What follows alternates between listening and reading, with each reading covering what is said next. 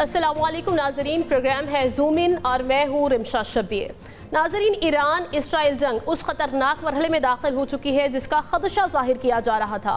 America ने Iran की 3 nuclear sites को बराह रास्त टारगेट किया है। अगरचे अमेरिकी सदर ट्रंप ने कहा था कि ईरान पर हमले का फैसला वो 2 हफ्ते बाद करेंगे, लेकिन फिर आज रात ही हमला कर दिया गया। इन हमलों के बाद ईरान ने अपने दिफा में इक़दाम करने का ऐलान किया है। मुबस्सिरीन के मुताबिक अबनाए हुर्मुज़, जहाँ से दुनिया का 20% तेल गुजरता है, ईरान उसको बंद कर सकता है। मशरिक़ वुस्ता में मौजूद अमरीकी बेसिस भी निशाना बनाई जा सकती हैं। इसके अलावा नाजरीन, ईरान के पास दीगर ऑप्शंस भी मौजूद हैं, जबकि ईरानी वज़ीर ख़ारिजा का कहना है कि हमारे मुल्क पर हमला किया गया, इसका फ़ौजी जवाब ज़रूर दिया जाएगा। इन तमाम हैपनिंग्स पर बात करने के लिए हमारे साथ मौजूद हैं ब्रिगेडियर रिटायर्ड फारूक हमीद साहब, साथ ही साथ हमारे साथ मौजूद हैं अब्दुल्ला हमीद गुल, चेयरमैन तहरीक जवानाने पाकिस्तान, और हमारे साथ मौजूद होंगे डॉक्टर कंदील अब्बास, माहिर आलमी उमूर।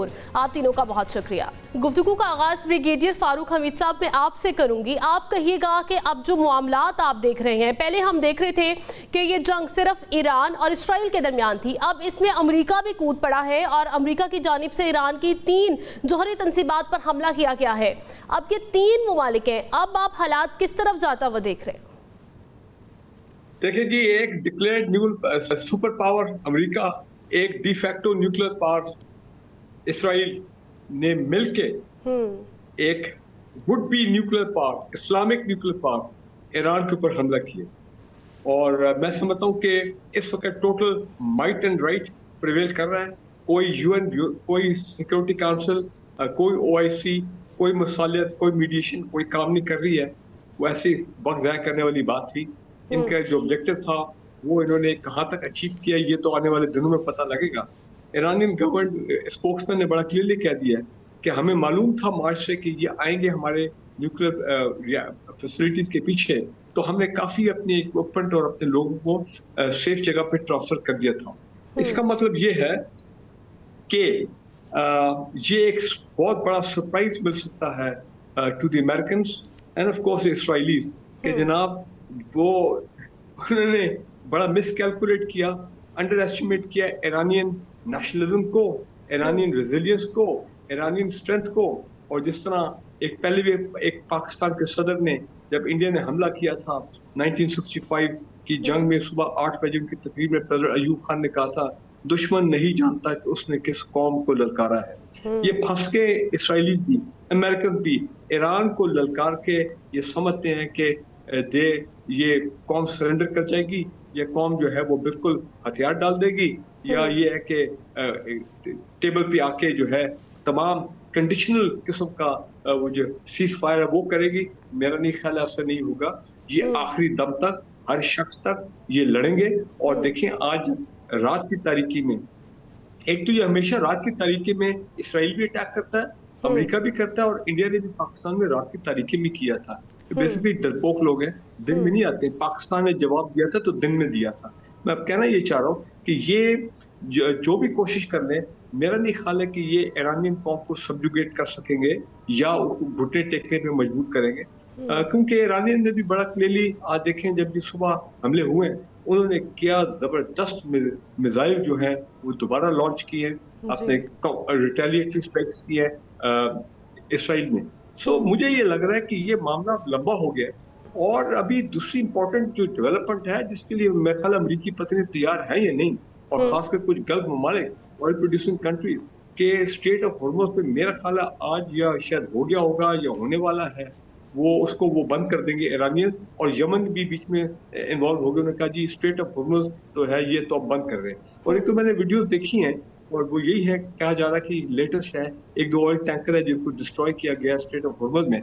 तो अगर straight of Hormuz, आबनाए Hormuz block हो जाता है और ईरान बिल्कुल सील कर देता है, और उन्होंने कहा पर्शियन गल्फ को भी सील करेंगे, उधर उन्होंने यमनी ने कहा कि हम वो जो दूसरा एक और है गल्फ उसको भी हम सील करेंगे, तो कहने का मतलब रेड सी को। तो इसका मतलब ये है कि ये तो मामला बहुत एस्केलेट हो गया, बहुत बढ़ गया। कल ही आप देखेंगे कि ये जो ईरानियन और ये स्ट्रेट ऑफ हॉर्मुज़ से जो 30 to 40% ऑयल सप्लाई वर्ल्ड की आती है, या 30-40% गैस की सप्लाई आती है, तो कितना ग्लोबल क्राइसिस होगा एनर्जी का, नंबर 1।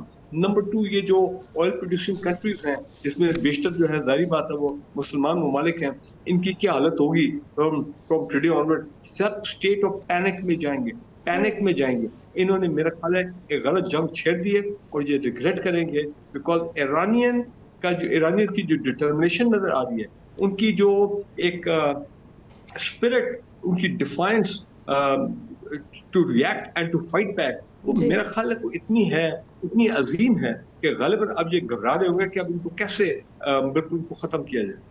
صحیح، ٹھیک ہے. عبداللہ حمید صاحب آپ کی طرف آؤں گی. آپ یہ گا کہ جب ایران امریکہ کے ساتھ مذاکرات کر رہا تھا تو اسرائیل نے حملہ کر دیا. اس کے بعد ہم نے دیکھا کہ گزشتہ روز یورپی ممالک کے وزرائے خارجہ سے ایرانی وزیر خارجہ ملے ہیں اور آج امریکہ نے حملہ کر دیا. کس طرح سے آپ اس سارے معاملات کو دیکھتے ہیں؟ نہیں، بہت شکریہ. سب سے بڑی بات تو ایک تو واضح نظر آ رہی ہے کہ اس خطے کے اندر جو ہے امن اور سلامتی جو ہے وہ اب کہیں نہیں نظر آ رہی. دوسری جانب جو ہے یہ ایک بڑا پلان کر کے، کیونکہ ابھی جو امریکی وزیر دفاع نے جو بات کہی ہے، اس نے کہا کہ ہم نے اس سارے حملے کو بڑا پلان کیا. یعنی کہ ڈونلڈ ٹرمپ صاحب جھوٹ بول رہے تھے پہلے، اور انہوں نے تمام باتیں جو اپنے عوام سے بھی کہیں کہ ہم تو جنگ چاہتے ہی نہیں ہیں، میں تو جنگ کم کرانے آیا ہوں. اور پاکستان نے بھی میرے خیال میں بہت ہی عجلت کے اندر نوبل پیس پرائز کے لیے ان کو نامزد کر دیا. پاکستان کو سب سے پہلے تو اس سے دستبردار ہونا چاہیے اور اس پیشکش کو واپس کرنا چاہیے. دوسری جانب جو ہے وہ ڈونلڈ ٹرمپ صاحب کے اپنے لوگ تقریباً 68% لوگ 68% جو ہے وہ اس ٹائم پہ کہہ رہے ہیں کہ جناب ڈونلڈ ٹرمپ آپ نے تو آئین اور قانون دونوں کی دھجیاں اڑا دی، کیونکہ کانگریس سے اجازت لینے کے بعد ہی آپ ایسا کر سکتے تھے. وہ بھی اس صورت سے، یعنی کہ امریکی قانون یہ کہتا ہے کہ وہ ممالک جن سے براہ راست جو ہے وہ خطرہ ہو امریکہ کو، ان کے خلاف تو آپ کارروائی کر سکتے ہیں، لیکن وہ بھی کانگریس کی اجازت کے ساتھ. ایران کے ساتھ تو کوئی براہ راست ہے نہیں. یہ تو میرے خیال میں اندھے کو بھی علم ہے کہ یہ جو اس ٹائم پہ صورتحال ہے، یہ تو لگتا یہی ہے کہ صرف اسرائیل کی خوشنودی حاصل کی جا رہی ہے. اور یہی بات بل کلنٹن جو سابق صدر ہیں، انہوں نے ابھی چند دن پہلے یہ کہا کہ ڈونلڈ ٹرمپ جو ہے، میں نے ان کو سمجھایا بھی ہے کہ وہ نہ اس قسم کا کوئی عمل کر رہے ہیں جو کہ لگتا یہ ہے کہ اسرائیل نہیں بلکہ نیتن یاہو کی مدت ملازمت جو ہے، مدت اقتدار ہے، اس کو طول دینے کی بات آپ کر رہے ہیں. تو اس سے آپ گریز کریں. یہ بات تو امریکی خود کر رہے ہیں. آج جو ان کے سینیٹرز اور کانگریس مین جو ہے وہ چلا رہے ہیں صبح سے، اور نو مور وار کے نعرے امریکی عوام جو ہے وہ جلسوں میں لگا رہی ہے. تو اس کا مطلب یہ ہے کہ ڈونلڈ ٹرمپ صاحب کو آڑے ہاتھوں لیا جائے گا، سیاسی سطح پہ بھی اور سفارتی سطح پہ تو لیا جا رہا ہے. دوسری جانب جو ہے یہ آپ دیکھ لیجئے کہ اس سے جو خطے کا امن ہے، نہ صرف امن خراب ہوگا بلکہ اس کے ساتھ یہ جو خوشحالی ہے عوام کی، جو اقتصادیات ہیں، وہ بھی بری طریقے سے خراب ہو گئی، کیونکہ آبنائے ہرمز بند ہو چکا. اور اگر آبنائے ہرمز بند ہوا تو تیل کی قیمتیں کو لیے آپ ایک ہوش ربا اضافے کے لیے تیار رہیں، اور پوری دنیا کے اندر جو تجارت ہے اس کے اوپر انتہائی منفی اثرات پیدا ہوں گے، اور آپ کی سٹاک مارکیٹس جو ہیں آپ کو ان کے اندر انتہائی مندی کا رجحان جو ہے وہ دیکھنے میں ملے گا. آپ یہ دیکھ لیجئے گا. دوسری جانب جو ہے آپ دیکھ لیں کہ ایران کے اوپر حملہ جو کیا گیا، اس کے اندر امریکہ کافی عرصے سے تیاری کر رہا تھا، اور یہ بات کوئی اور نہیں بلکہ ان کا وزیر دفاع جوائنٹ چیف کے ساتھ مل کے پریس کانفرنس کرتے ہوئے یہی کہا اس نے. اب دیکھ لیجئے کہ یہ لگ رہا ہے کہ ایران کو ڈریگ کیا جا رہا ہے کہ وہ ملٹیپل جو سائٹس ہیں ان کے اوپر حملے، یعنی کہ ایک طرف وہ امریکی اڈوں کو نشانہ بنائے اور دوسری جانب جو ہے وہ اسرائیل کو نشانہ بنائے. لیکن ایران نے بڑی سمجھداری سے کام لیتے ہوئے تل ابیب کے اوپر ایک نیا دن کے اندر، جیسے ابھی بریگیڈیئر فاروق صاحب فرما رہے تھے کہ رات کی تاریکی میں یہ لوگ بزدل لوگ ہیں، یہ حملہ کرتے ہیں. اور کیوں نہ کریں، کیونکہ یہ دہشت گرد ہیں، اور اس کی ڈیفینیشن ہمیں کسی اور نے نہیں بلکہ خود امریکہ نے بتائی کہ جناب اسامہ بن لادن کے ساتھ، یا جو عالمی دہشت گرد قرار دیے گئے، ان کو وہ عالمی دہشت گردی کی عدالت کے ذریعے ان لوگوں کے ساتھ جو بھی کھڑا ہوگا وہ دہشت گرد کا سہولت کار یا دہشت گرد ہی تسلیم کیا جائے گا. تو ایک آدمی نیتن یاہو جس کو عالمی عدالت دہشت گردی نے باقاعدہ دہشت گرد قرار دیا اور اس کو گرفتار کرنے کا حکم دیا ہوا ہے, تو ایسے آدمی کا ساتھ دینے والا جو ہے وہ کیا دہشت گرد نہیں ہوگا؟ تو پھر یہ بات تو ہمیں خود امریکہ نے سکھائی ہے. دوسری بات جو اس کے اندر ہے وہ بڑی خطرناک ہے, اور وہ یہ ہے کہ پاکستان کو جس طریقے سے گھسیٹا جا رہا ہے اور یہ کہا جا رہا ہے کہ جی پاکستان کے اڈے استعمال ہو رہے ہیں یا ہم کوئی اڈے دینے والی بات ہے, یہ غلط باتیں ہیں, یہ جھوٹا پروپیگنڈا ہے, یہ اس کا کوئی تعلق نہیں. اور میرے خیال میں وزیر اعظم چلیے سر, آپ کی ہی اس بات کو آگے لے کر چل جاتی ہوں. ڈاکٹر قندیل صاحب آپ کے پاس آؤں, آپ کہیے گا کہ جس طرح سے عبداللہ صاحب ذکر کر رہے ہیں کہ پاکستان پر اس کے کیا اثرات ہوں گے, اسٹاک ایکسچینج کا بھی انہوں نے ذکر کیا ہے, آپ کو کیا لگتا ہے کہ اب ایران اسرائیل جنگ میں ایک سپر پاور شامل ہو گئی ہے, اس کے پاکستان پر کیا اثرات ہو سکتے ہیں؟ پاکستان کی میرا خیال ہے اب تک پالیسی بہت اچھی جا رہی تھی, اس لیے کہ پاکستان میں عوامی سطح پر جو صہیونی حکومت نے ایران کے خلاف جارحیت کی ہے اس کی شدید مذمت کی گئی ہے, اور گورنمنٹ کے لیول پر بھی سیکیورٹی کونسل میں پاکستان کے مستقل مندوب نے بڑا اصولی موقف اختیار کیا. پرائم منسٹر نے اور وزیر دفاع نے پارلیمنٹ میں کھڑے ہو کے بڑی اچھی بات کی کہ ہمیں ایران کے ساتھ کھڑا ہونا پڑے گا, اور ظاہر ہے کہ اس کے بغیر ہمارے پاس اور کوئی چارہ بھی نہیں ہے. ماضی میں یعنی 65 کی بار ہو یا 71 کی بار ہو, ایران بھرپور انداز میں ہمارے ساتھ کھڑا ہوگا, تو ابھی ہمیں ایران کے ساتھ ہر صورت کھڑا ہونا ہوگا. لیکن یہاں پر اب پاکستان کے لیے ٹیسٹ کیس یہ ہوگا کہ امریکہ کے ساتھ جو پاکستان کے تعلقات ہیں اس کو سامنے رکھتے ہوئے ایران کے تعلقات کو کیسے بیلنس کرے گا. آپ یہ ذہن میں رکھیے گا کہ ایران کی اسلامی انقلابی حکومت کے ساتھ امریکہ کی جو رائیولری ہے وہ 1979 میں شروع ہوئی جب ایران میں اسلامی انقلاب آیا, لیکن اس وقت سے لے کر یعنی اب تک 46 سال میں ایک دفعہ بھی امریکہ نے ایران کی مین لینڈ پر ڈائریکٹ اٹیک کرنے کی جرات نہیں کی. اس کے پیچھے بہت سی وجوہات تھیں, اور نہ ہی ابھی تک ایران نے کوئی ایسا اقدام کیا. امریکہ نے ہمیشہ کوشش یہ کی کہ انڈائریکٹ طریقے سے ایران کے ساتھ لڑے, یعنی انقلاب کے فوراً بعد امریکہ نے صدام کے پیچھے کھڑے ہو کر صدام کو اس بات پر اکسایا کہ وہ ایران پہ اٹیک کرے, اور پھر 8 سال تک ایران کے خلاف صدام نے جو جنگ لڑی, امریکہ, پورا یورپ اور ایون عرب کنٹریز بھی صدام کے پیچھے کھڑی رہی, اور 8 سال کی جنگ میں وہ اپنے مقاصد حاصل نہیں کر سکے. اس دوران بھی وہ یہ چاہ رہے تھے کہ ایران میں رجیم چینج کر سکے, لیکن وہ ایسا نہیں کر سکے, اور اس کے بعد بھی آپ دیکھیں کہ ابھی تک ایسا نہیں ہوا. ایران کی طرف سے ہمیشہ یہ ذہن میں تھا کہ اگر امریکہ اٹیک کرے گا تو وہ جو پورے 46 سال کا بدلہ وہ اس سے وہ بدلہ لیں گے. اس وقت میرا خیال ہے کہ روس, چائنا اور برطانیہ کے خبردار کرنے کے باوجود ڈونلڈ ٹرمپ اپنے آپ کو جنگ سے نہیں بچا سکے, اور جو زائنسٹ لابی ہے واشنگٹن میں, ان کے دباؤ میں آ کر انہیں جنگ کے اندر آنا پڑا. حالانکہ جو کچھ انہوں نے کیا ہے اس کا کوئی خاص اثر ایران پہ نہیں ہوگا, کیونکہ ان کی جو نیوکلیئر ٹیکنالوجی ہے وہ ٹوٹلی انڈیجنس ہے, اور ان کے جو سائنسدان ہیں وہ تو پچھلے 20 سالوں سے اسرائیل کی طرف سے مارے جا رہے ہیں, لیکن اس کے باوجود انہوں نے اتنے لوگ ٹرین کر دیے کہ وہ اس وقت موجود ہیں اور اپنے پروگرام کو آگے لے کر سکیں. دوسری بات یہ کہ جو ان کا انریچ یورینیم ہے وہ آلریڈی وہ اتنی محفوظ جگہ تک پہنچا چکے ہیں کہ اگر یہ امریکہ کو یقین ہوتا ہے کہ وہ محفوظ جگہ پہ نہیں ہے تو ان کی نیوکلیئر انسٹالیشنز پر وہ کبھی اٹیک نہ کرتے, کیونکہ ایسی جگہ پہ اٹیک کرنے سے ریڈیشن سے نہ صرف ایران بلکہ پورا خطہ متاثر ہو سکتا ہے. یعنی اس کا مطلب یہ ہوا کہ ان کی ٹیکنالوجی بھی, ان کی اچیومنٹس بھی وہ محفوظ جگہ پر موجود ہے. اب رہ جاتی ہے بات کیپیسٹی اور کیپیبلٹی کی, جو پوٹینشیل ہے یہ میرا خیال ہے کہ ایران سے کوئی نہیں چھین سکتا. اب ان تینوں چیزوں کو ملا کے دیکھیں تو امریکہ نے جو اقدام کیا ہے اس کے پیچھے زائنسٹ لابی ہے. ٹرمپ صاحب نہ چاہتے ہوئے بھی زائنسٹ لابی کے پریشر میں آ کر اس جنگ میں کودے ہیں, تو جو ایران کا ری ایکشن ہوگا اقوام متحدہ کے چارٹر کے مطابق میرا خیال ہے پورا ایران کو یہ رائٹ ہے کہ وہ اپنے ڈیفنس میں کھلے سمندروں میں, پرشین گلف میں یا اس گلف ریجن کے اندر جو امریکن بیسز ہیں ان میں جس کو بھی اٹیک کرے گا وہ ایز انٹرنیشنل لا وہ بالکل لیجیٹیمیٹ چیز ہوگی.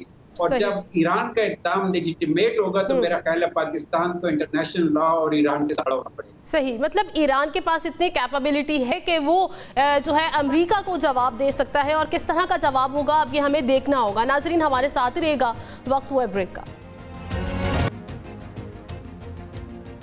ویلکم بیک ناظرین. ایران اسرائیل جنگ کی بات ہو رہی ہے، اور ایران اسرائیل جنگ اس خطرناک مرحلے میں داخل ہو چکی ہے جس میں اب ایک سپر پاور شامل ہو چکی ہے، اور خطے کے حالات مزید کشیدہ ہوتے جا رہے ہیں، بہت ہی خطرناک مرحلے میں داخل ہو گئے ہیں. یہ ساری صورتحال پر بات ہو رہی ہے. عبداللہ صاحب آپ کی طرف آؤں گی، کہیے گا کہ اس ساری صورتحال کے بعد ایرانی وزیر خارجہ کا اب ماسکو کا دورہ ہے اور وہ پیوٹن سے ملاقات کریں گے، کتنی اہم ہو سکتی ہے یہ ملاقات؟ ایک بات تو بڑی واضح ہو گئی ہے کہ اگر ایران کے اوپر جو حملہ ہے وہ اسی طریقے سے اجازت دی جاتی ہے کہ وہ کرتے رہیں اور امریکہ اہداف بناتا رہے، تو پھر مشرق وسطیٰ کے اندر بالخصوص طور پر روس اور چین کو جو ہے اپنا بوریا بستر سمیٹ کر جو ہے وہ نکل جانا چاہیے، جو کہ ممکن نہیں ہوگا کیونکہ ایران کے ساتھ چین کے $400 بلین کا جو آئل ایگریمنٹ ہے وہ ہوا ہے. دوسری جانب جو ہے وہ روس جو ہے آپ نے دیکھا کہ کس طریقے سے اس کو بڑا واضح نظر آ رہا ہے کہ پیوٹن صاحب کے ہیلی کاپٹر پر جب حملہ ہوا تھا تو اس میں کہیں نہ کہیں مغرب کے ساتھ تانے بانے مل جایا کرتے تھے.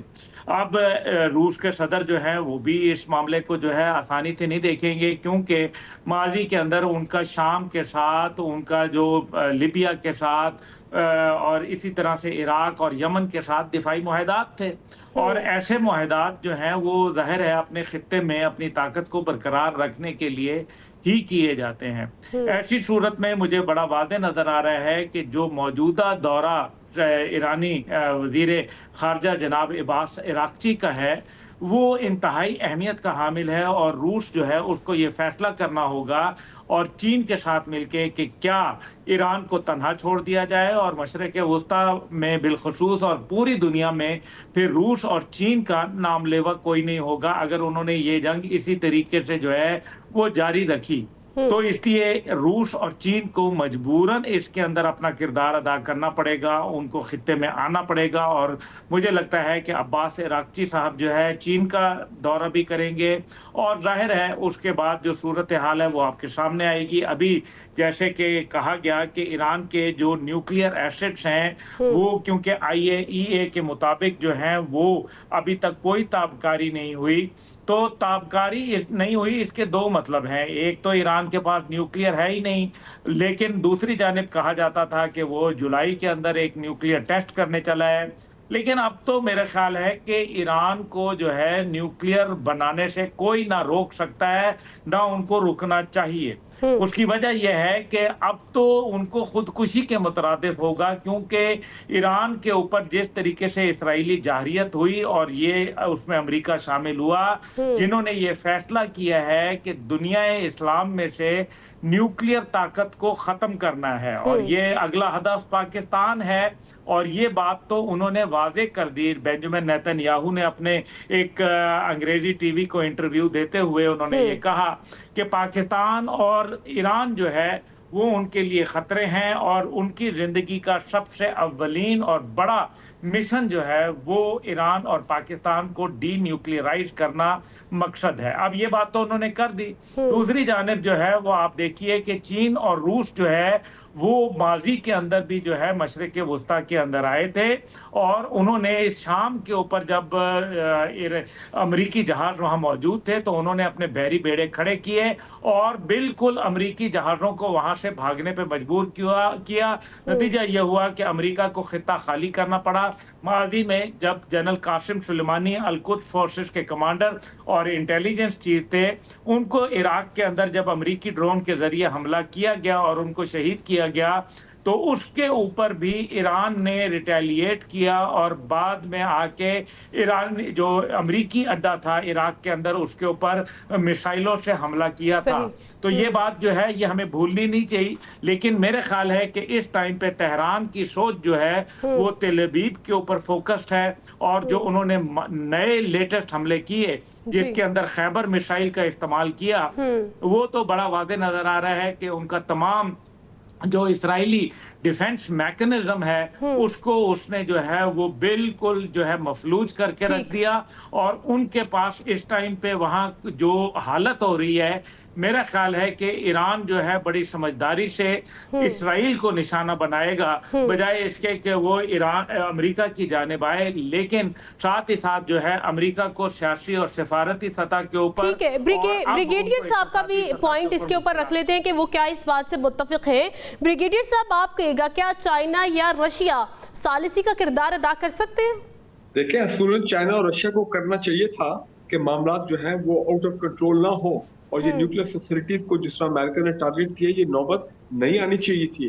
खासकर जबकि ट्रंप ने कह दिया था कि जी मैं 2 हफ्ते इंतजार करता हूँ कि ये कोई बातचीत नेगोशिएशन जो मुख्तलिफ फोरम पे चल रही है या मीडिएशन हो रही है, तो ये इससे को अच्छे पॉजिटिव रिजल्ट आए। तो ईरान और चीन और रशिया मालूम नहीं है कि उनकी तरफ से कोई ऐसी स्ट्रॉन्ग स्टेटमेंट भी अभी तक नहीं आई है। मे बी वो एक रवायती स्टेटमेंट जिसको बोलते हैं कंडेमनेशन की, शायद वो आई हो शुरू में। रूस तो बहुत खुद इन्वॉल्व है यूक्रेन के अंदर। चीन डायरेक्टली कभी इन्वॉल्व नहीं होता किसी कॉन्फ्लिक्ट में। हाँ, उनका इनडायरेक्टली वो जब खबरें भी आई हैं कि काफी उन्होंने जहाज भर भर के जो ईरान को इक्विपमेंट भेजा है, वो क्या इक्विपमेंट है, मिसाइल रिलेटेड है वगैरह वगैरह, वो तमाम चीजें वो तो हैं। तो मेरा ख्याल है कि ये ईरान चाइना भी, China specially would be very disturb, क्योंकि उनके तमाम ऑयल सप्लाई जो हैं वो ज्यादातर तो वो काफी हद तक है वो ईरान से आते हैं थ्रू द स्ट्रेट ऑफ हॉर्मज। तो अगर स्ट्रेट ऑफ हॉर्मज अगर ब्लॉक हो गई है तो फिर Chinese will be very very concern. एक तो ये बात है। दूसरा देखिए, मैं ये कहना चाहता हूँ कि ईरान इसराइल को दबा दबा के और भरपूर तरीके से टारगेट करता रहेगा।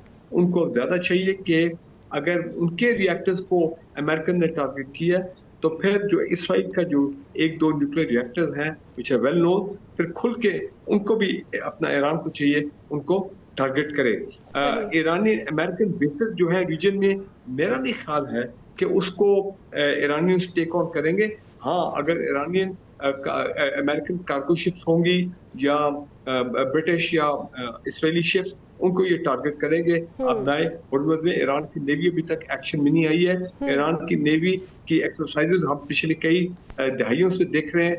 हाई स्पीड बोट, सबमरीन्स चले, उस तरह के एयरक्राफ्ट कैरियर उनके पास वो नहीं है, लेकिन ईरानी नेवी जो है एक बड़ी फास्ट अटैकिंग फोर्स है और मेरा ख्याल है वो बहुत प्रॉब्लम्स क्रिएट करेगी। यमन ने भी अनाउंस कर दिया कि वो इस जंग में शामिल हो चुके हैं, वो भी शिपिंग को टारगेट जो है वो करेंगे। तो इम्पोर्टेंट चीज ये है कि अभी अगर अमेरिकन बेसिस में कोई 1-2 बेसिस पर अगर ईरानियन उनको टारगेट भी करते हैं मिसाइल से, तो यकीनन एक अमेरिकन रिएक्शन, जो ट्रंप ने कहा है कि हम 2 मिनट के अंदर, चंद मिनटों में उनके मजीद जो हमारे पास टारगेट्स हैं ईरान में, हम उनको डिस्ट्रॉय कर देंगे। तो मैं अभी भी समझता हूँ कि ईरानियन अमेरिकन बेसिस को टारगेट करें या ना करें in the reason, American will still come back और वो ईरान के और एरियाज को टारगेट करेंगे, क्योंकि ईरान ने इसराइल पे हमले जो है अपने रोकने नहीं है और इसराइल अमेरिका का प्रॉक्सी है। तो ये कैसे हो सकता है कि वो टॉलरेट करे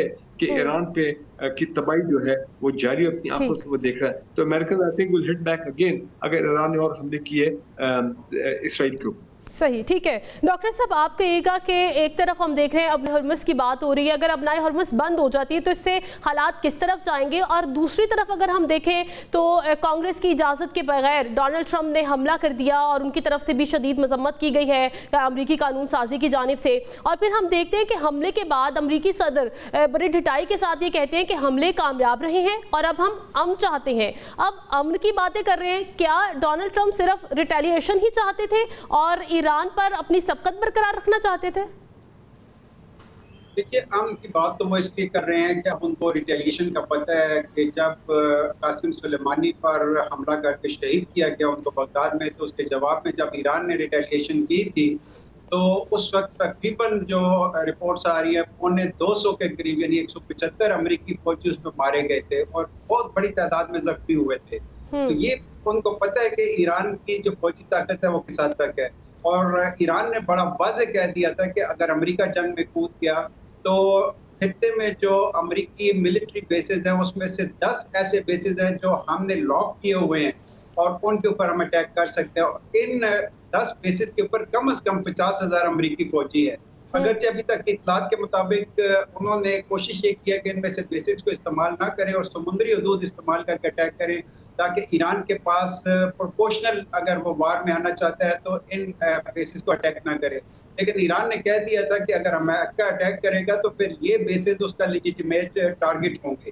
ابھی پہلی بات تو یہ ہو گئی. دوسری بات یہ کہ ایران نے امریکہ کے ساتھ یا اسرائیل کے ساتھ لڑنے کے لیے ایک لانگ ٹرم پلاننگ کی ہوئی ہے. ابھی جو انہوں نے جس سٹائل سے اٹیک کیے ہیں, جو انہوں نے ویپن یوز کیا ہے, جو بیلسٹک میزائل یوز کیے ہیں, اس کے سٹائل سے یہ لگتا ہے کہ انہوں نے یہ کہہ دی کہ کم از کم اگلے 1 سے 2 سال تک بھی اگر لڑنا پڑا تو ہماری پلاننگ موجود ہے. پھر تیسری بات یہ ہے کہ 2 دن پہلے جب روس کے صدر پوٹن سے پوچھا گیا کہ آپ ایران کی مدد کر رہے ہیں یا نہیں, تو انہوں نے کہا تھا کہ ابھی 10 دن ہو گئے ہیں, ان 10 دنوں میں ہمیں ایران کی طرف سے مدد کی کوئی درخواست موصول نہیں ہوئی, حالانکہ ہمارا ایران کے ساتھ اسٹریٹجک ایگریمنٹ ہے. میرا خیال یہ کہ ایرانی ہر صورت میں اپنے زور بازو پر بھروسہ کر کے لڑنے کی پلاننگ کر چکی ہے. اچھا ڈاکٹر صاحب, ایک سوال یہاں پر یہ بھی ہے کہ اگر ایران امریکہ کی تنصیبات پر حملہ نہیں کرتا تو پھر اس کے پاس کیا آپشنز ہیں؟ نہیں, میں یہی عرض کر رہا ہوں کہ تنصیبات پر تو حملہ ایران ضرور کرے گا, لیکن اب بڑا وہ پرپورشنل لیول کو دیکھ کر کرے گا کیونکہ انٹرنیشنل لا کو بھی اس کو دیکھنا ہے.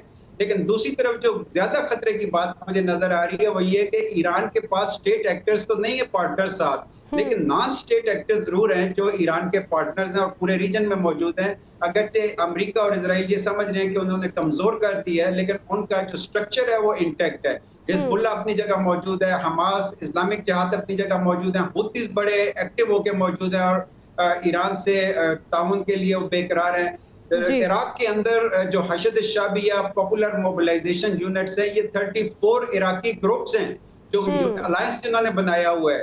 اسی طرح آپ اس پورے ریجن میں یہ جو نان سٹیٹ ایکٹرز ہیں اگر یہ بھی ایکٹیو ہو جاتے ہیں ایران کی فیور میں تو میرا خیال ہے کہ پورے مشرق وسطیٰ کے جو امن کو تباہ و برباد کرنے کی ذمہ داری امریکہ کے اوپر عائد ہوگی. ٹھیک ہے, اب دیکھنا یہ ہے کہ ایران کس طرح سے حملہ کرتا ہے, امریکہ کو کیا جواب دیتا ہے. عبداللہ صاحب کا اس کے اوپر پوائنٹ رکھے, لیکن ایک بریک کے بعد سٹے ود اس.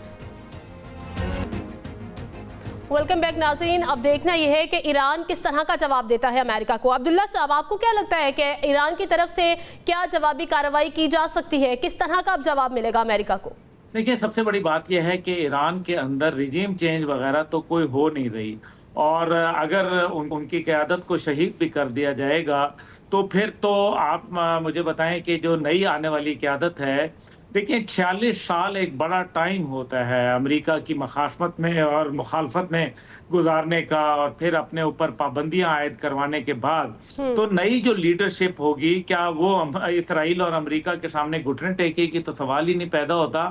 اس لیے رجیم چینج ہوتے ہوئے تو مجھے نیتن یاہو کی نظر آ رہی ہے, جس کا ملک ناقابل تسخیر سمجھا جاتا تھا, جس کو یہ بتایا جاتا تھا کہ ان کے اوپر کوئی گولی تک جو ہے وہ اثر نہیں کرتی, نہ ان کے پاس آ سکتی ہے, تو وہ تو ان کا میرے خیال میں بھانڈا پھوٹ گیا ہے. دوسری جانب جو ہے وہ ابھی اگر آپ یہ دیکھیے کہ وہ کیا کر سکتے ہیں, وہ ان کو جو ہے خاص طور پہ ان کے جو ایئر کرافٹ کیریئرز ہیں اور دیگر جو ان کے نیول ایسٹس ہیں ان کو نشانہ بنا سکتے ہیں, اور خاص طور پہ اسرائیل کو نشانہ بناتے رہیں گے. اسرائیل کو اتنا نشانہ بنائیں گے کہ اس کو کٹ ٹو سائز کر دیں گے, اور شاید امریکہ یہی چاہتا ہے کہ دونوں ممالک جو ہیں, جس میں ایران بھی شامل ہے اور جس کے اندر اسرائیل بھی شامل ہے, دونوں کو ایک دفعہ جس کو کہتے ہیں نا کمزور سے کمزور تر کر دیا جائے.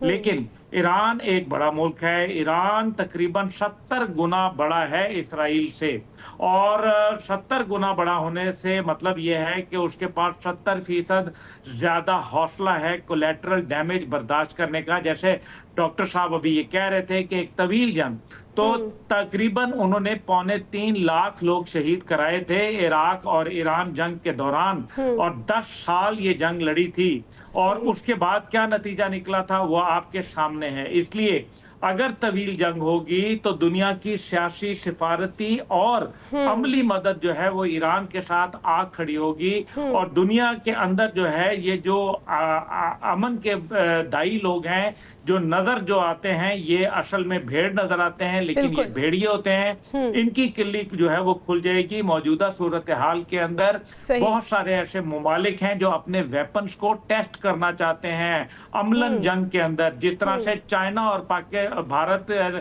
نے بھارت اور پاکستان کی جنگ میں اپنے اسلحے کو ٹیسٹ کیا۔ اب اگر ایران یہ ٹیسٹ کرتا ہے، جس کا بھی ذکر کیا گیا کہ ایران کے میں جہاز گئے ہیں چین کے، جن کو دیکھا گیا باقاعدہ واخان تک جو ہے وہ ریڈار پہ نظر آئے، اور اس کے بعد وہ اسٹیلتھ موڈ میں چلے گئے اور غائب ہو گئے، تو یقین مانیں کہ بہت ساری مدد چین کی اور دیگر ممالک کی، روس سمیت جو ہے وہ ان تک پہنچے گی، اور اس کے علاوہ بھی بہت سارے عرب ممالک کی بھی پہنچے گی، لیکن عرب ممالک خاموشی سے جو ہے ایران کو پیسہ دیں گے، ایران کو جو ہے وہ سیاسی اور سفارتی مدد فراہم کریں گے، عملاً وہ شاید سامنے نہ آئے کیونکہ صحیح۔ لیکن عبداللہ صاحب یہاں پر ایک بات یہ بھی سوچنے کی ہے، بریگیڈیئر صاحب کی جانب جاؤں گی، ان سے پوچھوں گی کہ ایک طرف ڈونلڈ ٹرمپ نے یہ کہا کہ میں 2 ہفتے کا وقت لوں گا، 2 ہفتے تک سوچوں گا، اس کے بعد دیکھوں گا کہ میں نے ایران پر حملہ کرنا ہے یا نہیں۔ 2 ہفتے کیا 2 دن گزرے اور 2 دن کے بعد حملہ کر دیتے ہیں، کیا کیوں مائنڈ ڈائیورٹ کیا گیا؟ اس کے پیچھے کیا محرکات ہو سکتے ہیں؟ دیکھیں جی، پریزیڈنٹ ٹرمپ نے یہ ایکشن کر کے 1-2 چیزوں کو بالکل کنفرم کر دیا۔ پہلے تو یہ کہ وہ خود بڑا ریش اور انسٹیبل قسم کا ان کا بیہیویئر ہے as the president of a super power, اور دوسرا یہ کہ انہوں نے انٹرنیشنل کمیونٹی کو اور بہت سے ممالک کو، انٹرنیشنل فورم کو دھوکہ دیا، ان دا سینس ان کو مس گائیڈ کیا یہ کہہ کے کہ جناب وہ 2 ہفتے انتظار کریں گے، تو سب یہ سمجھ رہے تھے کہ 2 ہفتے میں شاید کوئی نہ کوئی پیسفل ریزولوشن اس کا حل جو ہے وہ نکل آئے گا، انکلوڈنگ پاکستان آلسو، اور بالکل یہ ایک اچھا ڈیولپمنٹ ہوتی اگر واقعی ایران کو کول ڈاؤن کر کے اور کسی طرح معاملہ ٹیبل پہ آ کے دوبارہ اور ایک سیز فائر ہو جاتا وغیرہ وغیرہ۔ لیکن میں سمجھتا ہوں دوسری چیز جو بہت اہم ہے کہ ایک مرتبہ پھر امریکہ نے ثابت کر دیا کہ وہ ایک انٹرسٹورتھی اور ایک انریلائبل جو ہے وہ سپر پاور ہے، اور ان کی پارٹنرشپ سے آپ کو نقصان ہو سکتا ہے۔ دیکھیں مجھے بالکل بریگیڈیئر صاحب، اب تو ان کے اپنے اندر سے بھی ان کے خلاف آوازیں آنا شروع ہو گئی۔ ہمارے پاس ٹائم کم ہے، میں نے ڈاکٹر صاحب سے بھی سوال کرنے ہیں۔ ڈاکٹر صاحب آپ کہے گا، آپ کیا معاملہ نیوکلیئر وار کی طرف جاتا ہوا دیکھ رہے ہیں؟ میرا خیال ہے کہ ابھی نیوکلیئر وار کا ظاہر ہے کہ اس وقت ایران نے صرف یہ کہا کہ امریکہ نے ایران پر اپنی پراکسی کے ذریعے اٹیک کروایا تھا، یعنی اسرائیل کے ذریعے، تو جب اس کی پراکسی پٹ گئی تو یہ پہلی دفعہ یہ ہوا ہے کہ امریکہ خود فرنٹ لائن پہ آ گیا، اور اب ایران کو ایک لیجیٹیمیٹ ٹارگٹ مل گیا ہے کہ وہ نشان، اور خود امریکہ مرد آباد کے نعرے اس میں ہوں گے، اور یہ جو عوامی سطح پر تحریک چلے گی میرا خیال ہے ایک سٹارٹ ہوگا امریکن سپر پاور کی ڈیکلائن۔ ہمارے ساتھ موجود تھے بریگیڈیئر ریٹائرڈ فاروق حمید صاحب، اور ہمارے ساتھ ہی ساتھ موجود تھے عبداللہ حمید گل، چیئرمین تحریک جوانان پاکستان، اور ہمارے ساتھ ہی ساتھ موجود تھے ڈاکٹر قندیل عباس، ماہر عالمی امور۔ آپ تینوں کا بہت شکریہ۔ ناظرین، یہ دیکھنا ہے کہ ایران اسرائیل جنگ کیا رخ اختیار کرتی ہے، کیونکہ اس کے خطے پر بہت ہی خطرناک اثرات مرتب ہونے جا رہے ہیں۔ اب سپر پاور اس میں شامل ہو گئی ہے۔ اب دیکھنا یہ ہے کہ ایران جوابی کارروائی کس حد تک کرتا ہے اور امریکہ اس کے بعد کیا جواب دیتا ہے۔ اسی کے ساتھ پروگرام کا وقت بھی ختم ہو گیا ہے، مجھے دیجیے اجازت، اللہ حافظ۔